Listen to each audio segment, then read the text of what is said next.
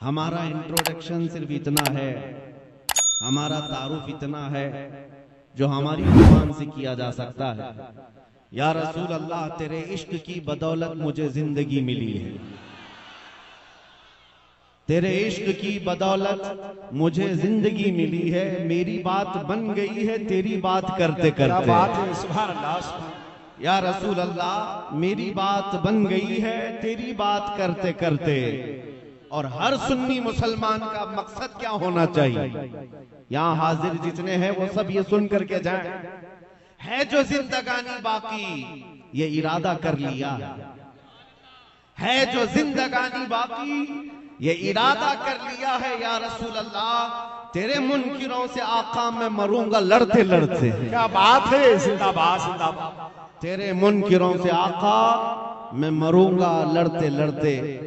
अजीजा ने गिराम वकार, आज के इस माहौल में जहां डर और खौफ इतना भरा जा रहा है, लेकिन उसके बावजूद भी इस कमजोर कौम का खौफ निकला जा रहा है, इसलिए कि फितरत का कानून है, हक को जितना दबाते जाओगे उतना ही वो बुलंद होता जाए।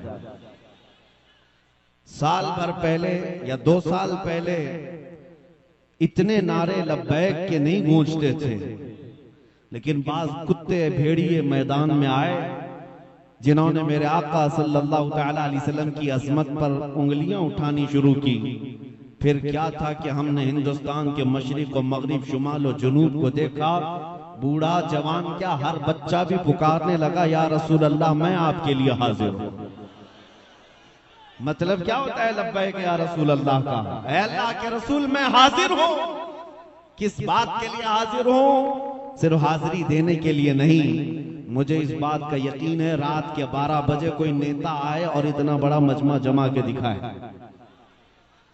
हो सकता है 100 रुपये, 200 रुपये, 500 रुपये में तुम जमा कर लोगे इलेक्शन के माहौल में, लेकिन ये जो सुन्नियों का मजमा है ये नोटों के लिए नहीं आया है, अपनी गर्दने मुस्तफा के कदमों में निछावर करने आया है। हर एक का ये जज्बा होता है। मेरे अजीजों, मैं आज ही आ रहा था, इससे कबल भी इसी जिले के किसी इलाके में मेरा इजलास हुआ था। डिपार्टमेंट के लोग काफी परेशान रहे, हमारे रिश्तेदार हैं पूरे हिंदुस्तान भर में। वजी मियां साहब भी फरमा रहे थे, बाज़ाब्ता तरीके से कुछ लोगों ने हमारी इमेज ऐसी क्रिएट की है। मैं आज आपके इस इलाके में आ रहा था तो कुछ लोगों ने मुझसे ये कहा कि आप बार बार यहाँ जाना थोड़ा सा कम कर लीजिए, यहाँ पर एक बहुत अलग किस्म का राज है। हमने अपने दिल में ही अर्ज किया और बल्कि उनसे यही कहा, ज्यादा से ज्यादा किस बात से डराओगे हमें? बिल्डोजर से।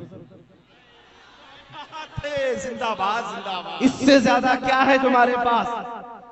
लेकिन अल्लाह की कसम, जो हकीकी मुसलमान है वो बिल्डोजर के दांतों से नहीं डरता, जिसे ये यकीन है कि मेरे पास बाजुए हैदर कर्रार, जिसने मरहब को पछाड़ा है, जिसकी ताकत की बोलती पूरी दुनिया में बोली जाती है। बहरहाल मुसलमानों को खौफजदा होकर जीने की जरूरत नहीं। बरेली के इमाम ने 100 साल पहले हमें पुकार कर कहा था, खौफ ना रख रजा जरा, तू तो है अब्दे मुस्तफा। खौफ ना रख रजा जरा, तू तो है अब्दे मुस्तफा। तेरे लिए अमान है, तेरे लिए अमान है। मैं आज आपके सामने चंद बातें अर्ज करूंगा। नौजवान, तुम्हारे पास कुछ दौलतें हैं जिस पर तुमको खुद एहसास नहीं है, बल्कि एक अजीम दौलत जो तुम्हारे सीनों में आज भी है, जिससे पूरी दुनिया खौफजदा भी है, थर्राई हुई भी है। सबको पता है ये बिछड़ी हुई कौम है, बैकवर्ड। और बल्कि सर्वे के मुताबिक ये भी कहा जाता है कि मुसलमानों की हालत जार हिंदुस्तान में ऐसी है कि यहाँ के जो SC ST तबके से ताल्लुक रखते हैं उनसे भी पीछे आ चुके हैं। ये गवर्नमेंट की रिपोर्ट है, गवर्नमेंट के सर्वे की रिपोर्ट है। हम ये सारी रिपोर्ट्स को देखते हैं कि मुसलमानों की हालत इतनी खराब तुम ही पेश करते हो, फिर हम इनसे ही पूछते हैं जब इन मुसलमानों की हालत इतनी खराब है हिंदुस्तान में तो 24 घंटे मीडिया में हम पर ही डिस्कस क्यों करते हो? फिर हर घड़ी हम ही टारगेट क्यों है, हम ही निशाने पर क्यों है? अरे मियां, हालत तो यह है कि हमारे नाम पर तो तुम इलेक्शन भी जीतते हो, अगर हमारा नाम नहीं लोगे तो माहौल गर्म भी नहीं होगा।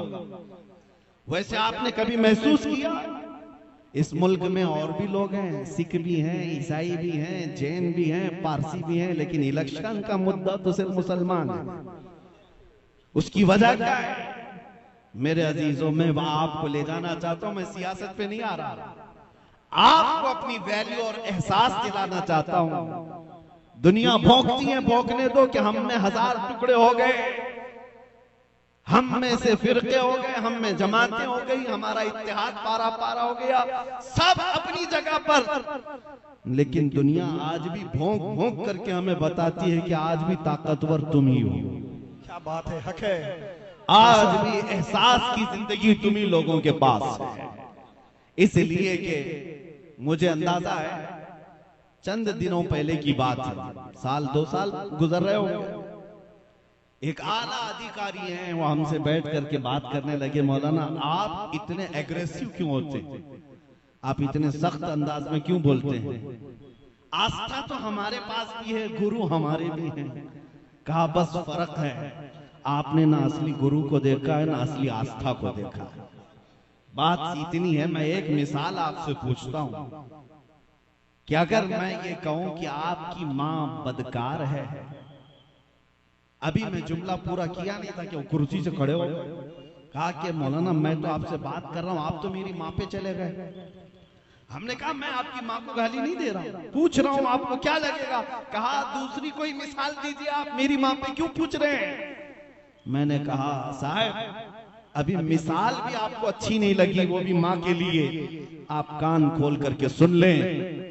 आप जितना अपनी मां से मोहब्बत करते होंगे वो अपनी जगह पर, करोड़ों माओ की मोहब्बत से ज्यादा मुसलमान अपनी नबी से मोहब्बत करता है। क्या बात है, जिंदाबाद जिंदाबाद, हक है। हम अपनी रूह और जान से ज्यादा जब तक मोहब्बत ना कर ले मोमिन कामिल बन भी नहीं सकते, उस वक्त तक ईमान कंप्लीट हो भी नहीं सकता। मोहम्मद की मोहब्बत दीन हक की शर्त अव्वल है, इसी में हो अगर खामी तो सब कुछ नामुकम्मल है। क्या बात है, इसी में हो अगर खामी तो सब कुछ नामुकम्मल है। इसीलिए मैं उस नुक्ते की तरफ आपको लेकर के आना चाहता हूं। अजीजों, आज आपके दिलों में जिसने तड़प पैदा की है, जगह दिया है अज़मत मुस्तफा के लिए, ये बहुत ही अहम उन्वान है, बहुत अहम टॉपिक है। पता है आपको, तकरीबन 15 साल के बाद डॉक्टर इकबाल ने, शायर मशरिक ने अपनी कौम को ये मैसेज दिया था। यूरोप को देख करके आया था इकबाल, वहां की तरक्कियों को देख करके आया था, और जब कौम ने पूछा, मुसलमानों ने, कि हमारी तरक्की किसमें है, तो इकबाल ने एक ही जुमला कहा था कि मोहम्मद से वफा तूने तो हम तेरे। बहुत खूब। ये जहां चीज है क्या लौहो कलम तेरे, तुम्हारी तरक्की का राज सिर्फ इतना ही है, उस नुक्ते पर आ जाओ जहां मेरे मुस्तफा ने अपने सहाबा को छोड़ा था। अजीजान इकराम वक़ार, आज हजारों टॉपिक हैं आपके साथ गुफ्तगू करने के लिए, लेकिन हर उन्वान की जान मेरे मुस्तफा की जात है, हर मौज़ूए सुखन की जान नबी पाक की जात है। अगर उसमें तुम कंप्लीट हो गए तो सारे मसाइल अल्लाह यूं ही हल फरमा देगा, सारी चीजों का हल आ जाएगा। बस ये आज से सीख करके उठो, हर नौजवान जैसे भी हो तैसे भी हो, लेकिन मेरे मुस्तफा की मोहब्बत का समझौता कभी नहीं करना। एक बात मैंने देखा है, लोग आज चाहे जितनी चीजों में बटे हुए हों, एक बात की तरफ अगर तुम आ जाओ, 1.5-2 साल पहले जब एक कुत्ता भौंक रहा था गुफे से बैठ करके हुजूर के नाम पर, और जब हमने उसको ललकार करके कहा था हम आ रहे हैं तुम्हारे जवाब के लिए, तो जानते हैं मेरे अजीजों, ये बात मैं आपको इसलिए अर्ज कर रहा हूं, हिंदुस्तान क्या पूरी दुनिया में से जितनी बड़ी खानकाएं होंगी या जितने उलमा या तंजीमें जिम्मेदार, सबके कुछ ना कुछ मैसेजेस आए, दुआएं आई, अपने तो अपने जो मकतबे फिक्र से हमारा कोई ताल्लुक ही नहीं, उन मकातिबे फिक्र के उलमा ने भी कहा कि मौलाना आपका और हमारा इख्तिलाफ बहुत पुराना है, लेकिन गुंबद खजरा की छांव में हम और आप इस मसले में एक हैं। क्या बात है, हक है। हुजूर की इज्जत और अजमत के सिलसिले में बहरहाल उनकी बातें अपनी जगह पर, लेकिन मैं ये महसूस करता हूं आज भी उम्मत को अगर कोई चीज जोड़ सकती है तो नाम मुस्तफा ही का। बहुत खूब, हक है। मुस्तफा करीम सल्लल्लाहु तआला अलैहि वसल्लम की अजमत व मोहब्बत, इसी बात के लिए तो इमाम अहले सुन्नत फाजिल बरेलवी रहमतुल्लाह तआला अलैहि ने कलम उठाया है। जिस मसले पर सबसे ज्यादा शिद्दत की है आला हज़रत इमाम अहले सुन्नत ने, वो मेरे मुस्तफा करीम की अजमत के मामले में, अजमत रिसालत, नामूस रिसालत का मसला हमारी जिंदगी का सबसे अहम उन्वान है, सबसे अहम टॉपिक है। इसीलिए ऐ नौजवानों, अगर मेरे आका की इज्जत सलामत है तो सब सलामत है। आज बहुत सारे लोग यहाँ के सवालात ये करते हैं, हम बड़े कसम पुरसी के आलम में जिंदगी गुजार रहे हैं, डर और खौफ भी है, हर शहर में एक अलग अलग बला फैली हुई है, खौफ और हिरास है, हुकूमत बदल गई है, अलग अलग अंदाज की शिकायतें हैं। लेकिन मैं आपको बताऊं, तुम किस किस चीज का रोना रोते रहो, ये मुसीबतें जो तुमको बड़ी लग रही हैं, क्यों? कभी तुम्हारे बच्चे मारे जा रहे हैं, कभी तुम्हारी औरतें नीलाम की जा रही हैं, कभी तुम्हारे अजमत पर, कभी तुम्हारे दीन की अजमत पर हमले, ये रोजमर्रा की कहानियां हो गई। लेकिन ये मुसीबतें बड़ी क्यों लगने लग गई? मैं एक मिसाल बताता हूं। मदीने की उस खातून को याद करो जब जंगे उहद हो गई, 70 सहाबा शहीद हुए थे, और उहद के मैदान से जब लोग लौट करके आ रहे थे, मदीने से एक खातून दौड़ी हुई उहद के मैदान की तरफ जा रही है। आने वाले ने, किसी ने देखकर उस खातून से कहा है, बीबी तुम्हारा बेटा तो जंगे उहद में शहीद हो गया। उस खातून ने इन्ना लिल्लाह पढ़ा और आगे बढ़ गई। फिर किसी ने कहा, खातून तुम्हारा शोहर भी शहीद हो गया है। उसने कहा इन्ना लिल्लाहि व इन्ना इलैहि राजिऊन। फिर किसी ने कहा है, खातून तुम्हारा भाई भी शहीद हो गया है।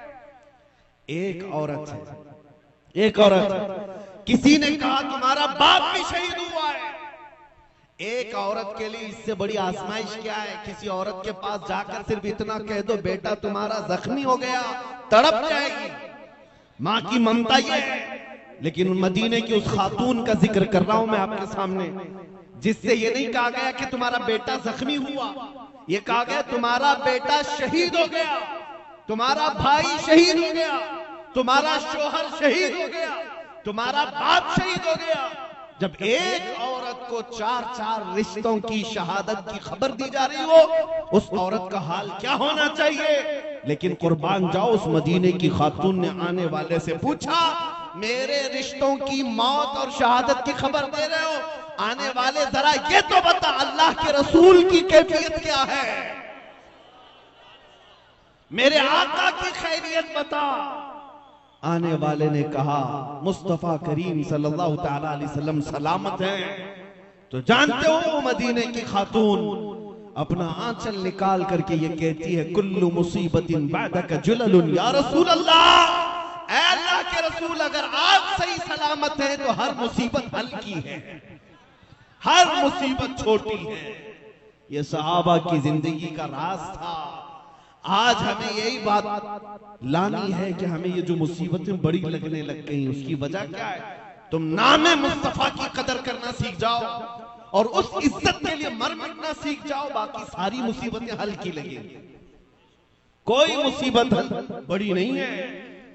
उलमाए कराम मिंबरों पर, मसाजिद पर खुतबा, आज इनके इर्द गिर्द कुछ खौफ तारी है, जिसकी वजह से कुछ की जुबानें गंग है, कुछ बोलना नहीं चाहते हैं या किसी के दबाव में। मैं सबकी बातें नहीं कर रहा हूं, कुछ की बातें कर रहा हूं। वजह क्या है? ऐसा महसूस होने लग गया कि अगर मैं खुल करके बोलूंगा तो नौकरी चली जाएगी, सदर साहब नाराज हो जाएंगे, कमेटी इधर से उधर कर देगी, निकाल देगी। हमारी कुल जिंदगी कमेटी, सदर और ये खाना पानी और तनख्वाह नहीं है। असले जिंदगी तो रज़ाए मुस्तफा है। वो रसूल अगर राजी है तो पूरी कायनात हमारी है, पूरी कायनात हमारी है। कोई छूटता है तो छूटे, कोई रूठता है तो रूठे, बस बात इतनी होनी चाहिए कि मेरा मुस्तफा मुझसे दूर ना हो जाए। हुजूर की इज्जत की फिक्र करने लग जाएं, फिर देखें अल्लाह ताला पूरी मखलूक को तुम्हारे इर्द गिर्द जमा देता है।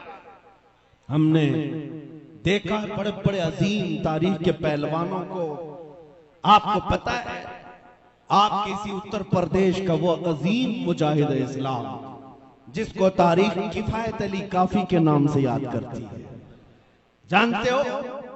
किफायत अली काफी रहमतुल्लाह ताला अलैह को मुरादाबाद शहर में अंग्रेजों ने गिरफ्तार किया था। 8 दिन तक उनके जिस्म पर गरम स्त्री फेरी जाती थी।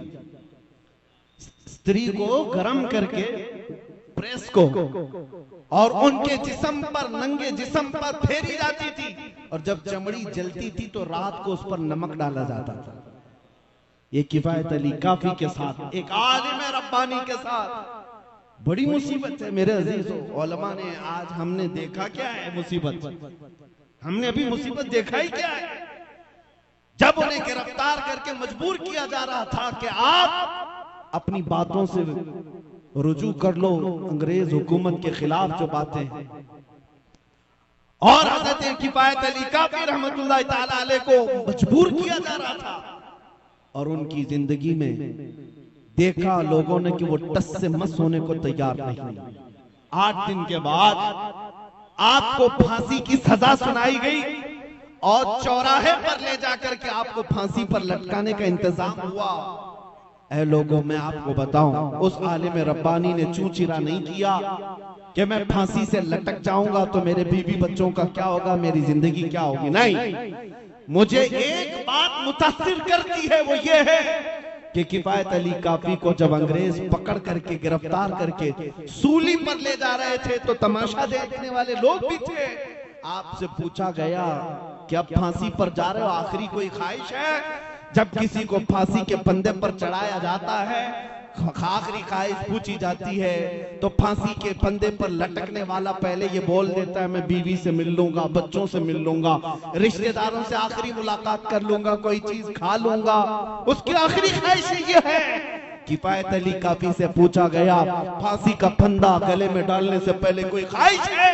किफायत अली काफी ने कहा एक ख्वाहिश है कि जमकर नाते रसूल पढ़ लो। सुभान अल्लाह, सुभान अल्लाह। एक बार हुजूर की बारगाह में गुनगुना लूं। उनको छोड़ा गया, तब किफायत अली काफी गुनगुना रहे थे, कोई गुल बाकी रहेगा न चमन रह जाएगा, पर रसूलुल्लाह का दीने हसन रह जाएगा। सब फना हो जाएंगे काफी वो, लेकिन हश्र तक नाम हजरत का जुबानों पर चलन रह जाएगा। नारे तकबीर, नारे रिसालत, बस्र के आला हसरत, तहफ्फुज़ ईमान कॉन्फ्रेंस, मुफ्ती सलमान अजहरी साहब किबला, नारे तकबीर, नारे रिसालत। मेरे अजीजों, आप देखना वक्त आएगा, वक्त बदलेगा, जुल्म ज्यादा देर तक नहीं चल सकता। बल्कि हमने बुजुर्गों से सुना है कुफ्र की हुकूमत तो चल सकती है, जुल्म की हुकूमत नहीं चलती। और अगर ये जुल्म है तो इसका अंत है, इसकी एंडिंग है। लेकिन आप तमाम की जिम्मेदारियां ये हैं, मुसलमानों खास तौर पर तुम्हारी आजमाइश का वक्त है, तुम्हारे इम्तिहान की घड़ी है। कल जब कयामत के दिन बारगाह मुस्तफा में तुम्हें खड़ा कर दिया जाए, अल्लाह रब्बुल इज्जत कहार खुदा हिसाब ले रहा हो और नबी पाक की शफाअत के लिए तुम दौड़े दौड़े भाग रहे होंगे।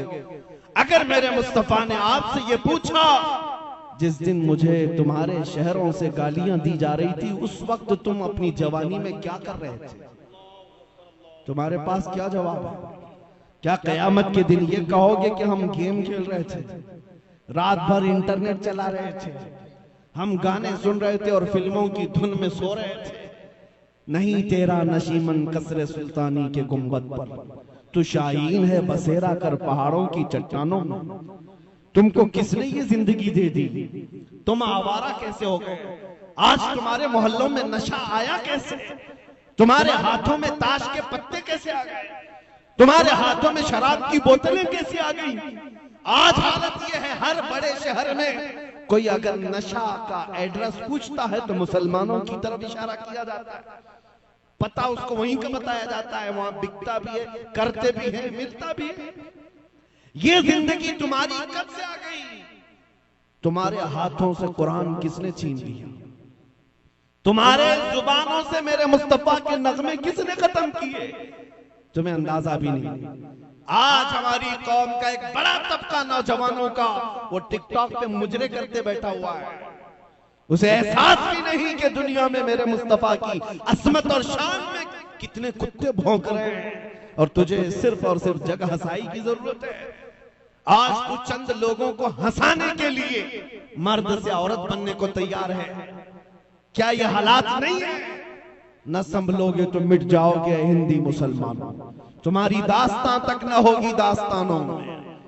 इसीलिए बार बार आला हजरत ने तुम्हें जगाया है। जिस दुनिया के पीछे तुम भाग रहे हो इसका हाल यही है, शहद दिखाए जहर पिलाए, कातिल डाइन शोहर कुश, इस मुर्दार पे क्या ललचाए दुनिया देखी भाली है। ऐ सुन्नियों सुना जंगल रात अंधेरी छाई बदली काली है, सोने वालों जागते रहियो चोरों की रखवाली। आंख से काजल साफ चुरा ले या वो चोर बला के हैं, तेरी गठरी ताकी है और तूने नींद निकाली है। आज तुम्हारे जज्बात की मैं कदर करता हूं, लेकिन कुछ बातें आपसे मैं पूछता हूं। इसी जगह पर आप ही के इलाकों में मस्जिदें तुमसे छीनी गई, खानकाहों को चुप तुम्हारे यहाँ कराया गया है, हमारे सारे मराकिज तुम्हारे यहाँ हैं, हमारी सारी बड़ी अजमत के सेंटर यही है यूपी में।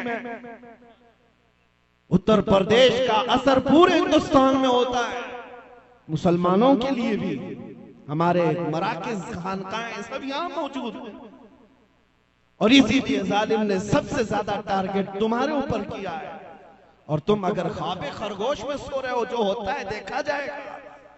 मैं सिर्फ आपको इतना कहना चाहता हूं, लोग मेरी बातों से अगर जज्बात में आकर के ये पूछना चाहते हैं। मेरी एक तकरीर के बाद किसी ने पूछा था, कहा कि आपने इतना सब कहा तो करना क्या है बताइए, तलवार उठाए निकल जाए, बंदूक उठाए निकल जाए। हमने कहा हम कभी इस बात की आपको दावत नहीं दे रहे, हालात नहीं है मेरे अजीज। तलवार बहुत दूर की बात, मैं तो चाकू उठाने की भी बात नहीं कर रहा हूं, इसलिए कि तुम्हारे पास ब्लेड भी होगा तो इनके लिए बम से ज्यादा, बम से कम नहीं है। हमें पता है ना हम तलवार की ना बंदूक की बात कर रहे हैं, लेकिन मैं उससे भी ज्यादा और आला चीज की बात कर रहा हूं जो तलवार असर नहीं कर सकती, जो बंदूक और बारूद असर नहीं कर सकते। वो क्या है? एक मुसलमान इश्क रसूल में डूबकर किसी गली में चले, इतना ही काफी है, इतना ही काफी। अरे तुम्हारा चलना फिरना लोगों के लिए मुसीबत बन जाएगा, कई लोगों की नींद हराम हो जाएगी। जिस दिन तुम जाग गए, जिस दिन तुम बेदार हो गए, जिस दिन तुम्हारे होश संभल गए, मेरी जिंदगी वो नहीं है जो मैं गुजार रहा हूं। जिस दिन एहसास हो गया बस इतना ही काफी है, सीनों में अज़मत मुस्तफा बिठाओ, तुम्हारे चाल चलन बदल लो, फिर देखो जुरत नहीं होगी मेरे अजीजों। क्योंकि तारीख की सच्चाई का मैं आपको बता रहा हूं। एक सहाबी है सलमा बिन अकवा, मेरे आका के गुलाम सहाबी, एक बार 400 लोग अब्दुर्रहमान नाम के कारा के एक शख्स के साथ, वो कुफार और मुशरिकीन का सरदार था, मदीने के एक बागीचे पे हमला कर दिया, हुजूर की ऊंटनियों को कब्जा कर लिया, खजूरें लूट करके ले जाने लगा। मदीने में कोई देखा नहीं, एक ही सहाबी ने देखा, सलमा बिन अकवा, लेकिन उन्होंने शोर नहीं मचाया, हल्ला नहीं मचाया, कहा मैं अकेला हूं, रात का वक्त है, दौड़ा दूं इनको, और दौड़ाया। हैरत की बात है कि 401 आदमी से डरकर भागने भी लगे, भाग भी गए, रिवायत मौजूद है। और इतना भगाया, सलमा बिन अकवा जिनको राजिलु रसूलिल्लाह कहा जाता है, और वो 400 लोग दौड़ते थे। जहां हजरत सलमा बिन अकवा का पांव पड़ता था वो डर के मारे हैबत से कांपते थे। अगर कोई ठोकर से गिरता सिर्फ उसकी गर्दन पर पैर रख करके चले जाते। कभी कभार मैं तारीख की सच्चाइयां देखता हूँ, 400 कहाँ है और एक मेरे मुस्तफा का दीवाना कहाँ है, दौड़ा रहा है। आखिर में पहाड़ियों पर चढ़ करके उनका सरदार पुकार करके कहता है, मियां एक आदमी तू क्यों दौड़ा रहा है, हमें क्यों भगा रहा है? सलमा बिन अकवा ने कहा, जब तक तुम्हारी झोलियों में मदीने की एक खजूर भी बाकी रहेगी मैं तुम्हारा पीछा नहीं छोड़ने वाला। अब्दुर्रहमान कारा का जो शख्स था उसने अपने सिपाहियों से कहा, मियां इसको दे दो सारा लूटा हुआ माल, छोड़ दो इनकी ऊंटनियां, खजूरें फेंक दो। सब फेंक दिया और अपनी जानें बचाकर जितने थे वो भागकर चले गए। एक आदमी है लूटी हुई खजूरों को वापस लेकर के मदीने की तरफ खरामा खरामा आ रहा है। मेरे आका ने पूछा कहां से आ रहे हो? कहा उन 400 को तन्हा भगा करके आ रहा हूं। आला हजरत ने लिखा है उस सलमा बिन अकवा को ये ताकत पर यकीन किस बात का था? सलमा बिन अकवा कहते हैं, मुझे इस बात से बेखौफी और बेबाकी थी, मैंने अपना हाथ खुद रसूलुल्लाह के हाथ में दिया। क्या बात है, जिंदाबाद जिंदाबाद। जब ये निस्बत अपने पास है तो खौफ निकल जाता है, डर निकल जाता है। आपके लिए भी मैं ये बात कहता हूं, इतना नारा लगाना सीख जाओ, अपना सब कुछ गुंबद खतरा कल भी था और मेरे नबी से मेरा रिश्ता कल भी था, और बतला दो गुस्ताखे नबी को गैरत सुन्नी जिंदा है, उन पे मर मिटने का जज्बा कल भी था। और बहुत खूब। बस इतना जज्बा अगर तुम्हारा सलामत रहा तो फिर किसी हथियार तंजीम और फौज की जरूरत नहीं, वैसे भी हमारे पास बन नहीं पाती। मैंने बाज चीजों के मुताले में देखा है, 100 साल पहले से कुछ यहाँ पर तंजीमें काम कर रही हैं, संगठन, और सिर्फ यही मंसूबे, इधर से तबाह करना उधर से तबाह करना। 100 साल लग गए। हमसे किसी ने कहा इतनी मुनज़्ज़म है कि पूरे मुल्क को चलाती। हमने कहा 100 साल में जब कुछ खाक उखाड़ नहीं पाया इस्लाम का, एक पत्ता नहीं उखाड़ पाया। अल्हम्दुलिल्लाह। मैं एक बात की वजाहत कर दूं, किसी को मार देना, किसी को कत्ल कर देना, किसी मुसलमान को घर जला देना, इसका मतलब ये नहीं है कि इस्लाम का खात्मा हो गया। ये तो हमारी तारीख है, ये तो हमारी तारीख है। बाज कुत्ते भौंकते हैं कि इतने मुसलमानों का कत्ल कर देंगे, इतने नहीं उतने, जितने भी कत्ल कर दें। इस्लाम में कत्ल करने का मतलब ये नहीं है कि इस्लाम खत्म हो जाएगा, बल्कि हमारा तो मसलक ये है, इस्लाम जिंदा होता है हर करबला के बाद। क्या बात है, वाह वाह, जिंदाबाद जिंदाबाद। इस्लाम जिंदा होता है हर करबला के बाद। ज्यादा से ज्यादा हमारी गर्दनों पर फांसी ही तो लग सकती है, लेकिन हमें इतना यकीन है एक चिराग तुम बुझाओगे, मेरा मौला 100 चिराग रोशन फरमा। क्या बात है, जिंदाबाद जिंदाबाद। हक है। खौफ और डर निकालो, लेकिन असमत मुस्तफा पर कोई समझौता नहीं, मोहब्बत मुस्तफा पर कोई समझौता नहीं। आ जाओ उस दीन में जिसमें मेरे आका ने तुम्हें दावत दी है। इससे ज्यादा सुकून किसी में नहीं, इससे ज्यादा इज्जत भी किसी में नहीं है। नबी पाक के कदमों से वाबस्ता होकर हमने महसूस किया, मैं आपके इलाके का क्या हूं? क्या कोई सांसद है, कोई विधायक है, या किसी पार्टी का नेता है जहां? नहीं, हमारा उनसे कोई ताल्लुक ही नहीं। लेकिन ये एक लखीमपुर खीरी नहीं है, तकरीबन 22 स्टेट में 150 से ज्यादा इजलास को अभी साल भर में खिताब किया होगा। हर जगह ये मजमा है जो पलकें बिछाए खड़ा है, इंतजार में है, इज्जत अफजाई है। मैं कभी इस बात पर इतराता नहीं कि ये मेरी पगड़ी की इज्जत हो रही है, मेरे जुब्बे की इज्जत हो रही है, मेरे खानदान की इज्जत हो रही है। नहीं, हमें यकीन है मैं इस करम के कहां था काबिल, हुजूर की बंदा परवरी है। ये सब तुम्हारा करम है, आका के बाद अब तक बनी हुई है। ये नाज ये अंदाज हमारे नहीं होते, झोली में अगर टुकड़े तुम्हारे नहीं होते, जब तक के मदीने से इशारे नहीं होते, रोशन मेरी किस्मत के सितारे नहीं होते। बेदाम ही बिक जाइए, बेदाम ही बिक जाइए बाजार नबी में, इस शान के सौदे में खसारे नहीं होते। क्या बात है, जिंदाबाद जिंदाबाद। इस शान के सौदे में खसारे नहीं होते, यहाँ इज्जत ही देखी गई है, इज्जत ही देखी गई है। हमने दुनिया का एक दस्तूर देखा है, मैंने आयत भी आपके सामने यही पढ़ी है, वलिल्लाहिल इज्जतु वली रसूलिही वलिल मुमिनीन। अल्लाह फरमाता है इज्जत अल्लाह की है, रसूल की है, मोमिनों की है। मुनाफिक इस बात को नहीं समझते। तुमने अपने चेहरे का हुलिया बिगाड़ दिया ये सोच करके कि मैं बड़ा फैशनेबल बन जाऊं, पैंट को इधर से उधर फाड़ लिया, कानों में बालियां लगा ली, सर में चोटियां रख ली। क्यों नहीं? यूरोप में ऐसा करते हैं, अमेरिका में ऐसा करते हैं। वो नंगे घूमते हैं तो तुम भी सोचे कि नंगे घूमने से इज्जत हो जाएगी। यानी आज दुनिया ने फैशन बनाया है कि जितना नंगा हो उतना ज्यादा फैशन है। अगर नंगा होना ही फैशन है तो हमारे गांव की भैंस सबसे ज्यादा फैशनेबल है। वो तो एक कपड़ा भी नहीं पहनती, सबसे ज्यादा मॉडर्न है। उसके जिस्म पर एक कोई छितरा भी कपड़े का नहीं होता। तुम क्या समझते हो मेरे अजीजों? नंगापन दर हकीकत जंगली जिंदगी की तरफ ले जाना चाहता है और मर्दों को औरतों की शबाहत देकर फिर भी तुम इज्जत नहीं पाए। मैंने देखा है इधर टैटू उधर टैटू, तुम अपनी जिंदगी को मॉडर्नाइज बनाए, अचानक मौत हो गई, लोग गुस्ल देने में भी झिझकने लगे, जनाजा उठाने में भी डरने लगे, नमाज पढ़ने के लिए भी डरने लग गए। बड़ा याश था, बड़ा आवारा था। बात जगह तो हमने ये कुछ लोगों को ये सुना कि टैटू बनाए हुए थे और उनके गुस्ले मैयत के वक्त उन्होंने खुरच खुरच करके निकाला मरने के बाद। ये कैसी जिंदगी तुमने गुजारी कि तुम्हारे अहले खाना भी तुम्हारी इज्जत ना कर सके। तुम्हें दफन करके आ गए, 2 मिनट कोई बैठ ना सका।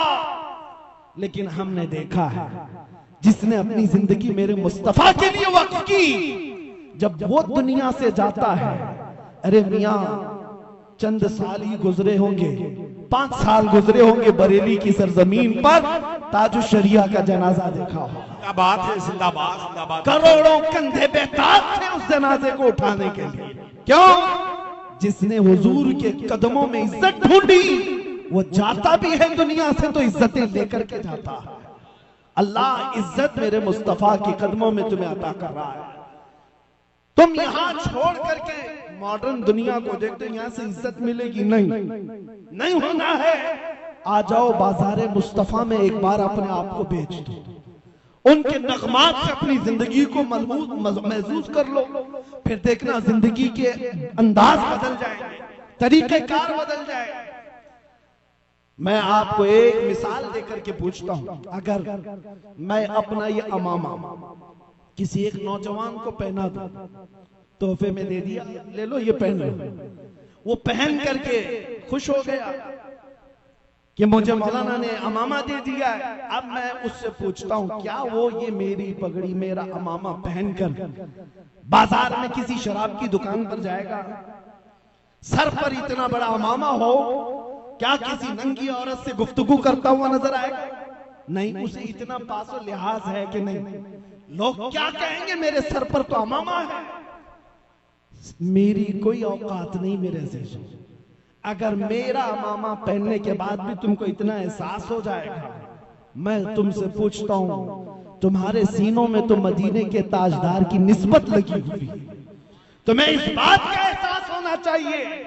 मैं बाजार में अगर बिगड़ गया तो कहीं लोग गुंबदे खजरा को ताने ना देते, कहीं मेरे मुस्तफा की तरफ उंगली ना उठाए।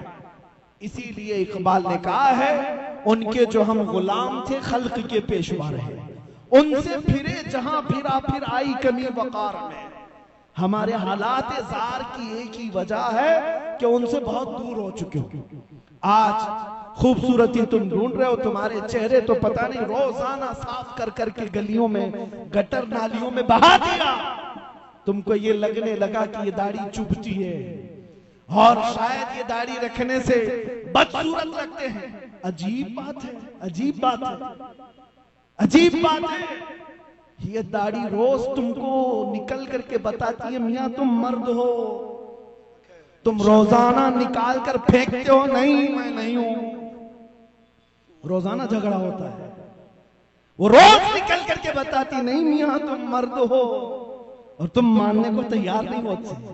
लेकिन एक बात का सवाल मैं करता हूं, अपने सीने पर हाथ रख करके बताना है मुसलमान, दुनिया में सबसे ज्यादा हसीन चेहरा किसका है? मुहम्मदुर रसूलुल्लाह। व अहसनु मिनका लम तरा कत्तु ऐनी व अजमलु मिनका लम तलिद निसाउ। जिन्होंने जिन आंखों ने उस चेहरे को देखा है, उन्होंने कहा था या रसूल अल्लाह आपसे ज्यादा हसीन मेरी आंखों ने देखा नहीं, आपसे ज्यादा खूबसूरत किसी माँ ने जना ही नहीं। मुख चंद बदर शाशानी है, माथे चमके लठ नूरानी है, काली जुल्फ आंख मस्तानी है, मखमूर अखें हिन मद भरिया। उस सूरत नू मैं जान अखा की जान जहां अखा, सच अखा रब दी शान अखा, उस शान तो शाना सब नबिया।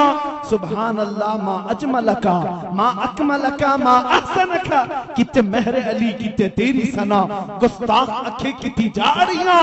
वो किस हुस्न की बात कर रहा हूं, बरेली की जुबान में सुनो, पुकार कर आशिक सादिक कहता है वो कमाल हुस्न हुजूर